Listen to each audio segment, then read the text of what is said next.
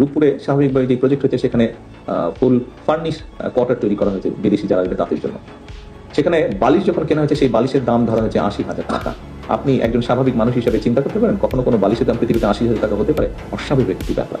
Dressing table কেনা হয়েছে, যে ড্রেসিং টেবিল ৩০-৩৫,০০০ টাকার দাম, সেই ড্রেসিং টেবিলের দাম ধরা হয়েছে ৪ থেকে ৫ লক্ষ টাকা। এই রূপপুর প্রকল্পটি সিমিলার প্রকল্প আমাদের পাশের একটি দেশ করেছে, তাদের লেগেছে এবার খুব সম্ভবত ১৪,০০০ থেকে ১৪,০০০ কোটি টাকার মতো।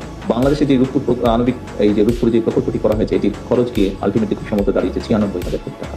আসুন, একটি টানেল তৈরি করা হয়েছে, টানেলটির নাম কর্ণফুলী টানেল। এই কর্ণফুলী টানেলটি পার হয়ে গিয়ে ওপারে গেলে বোধহয় একটি জায়গায় বেশ লাক্সারিয়াস সর্ট অফ অ্যাপার্টমেন্ট বা বিল্ডিং তৈরি করা হয়েছে, যার কোনো প্রয়োজন ছিল না। এখানে কয়েকশত কোটি টাকা খরচ হয়েছে। কর্ণফুলী টানেল এর বের হওয়া বা ঢোকার আগে দুপাশে গাছ লাগানোর কথা, উনি কোনো গাছ পাননি। এই গাছের জন্য ৫০ কোটি টাকা তুলে নিয়ে চলে গেল, অথচ উনি কোনো গাছ পাননি। এবার বলি একটি ডিস্ট্রিক্টের কথা, পিরোজপুর ডিস্ট্রিক্ট।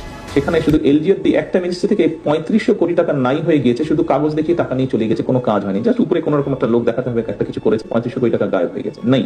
এবং লিটিগেশন হওয়ার কারণে সব কাজ বন্ধ হয়ে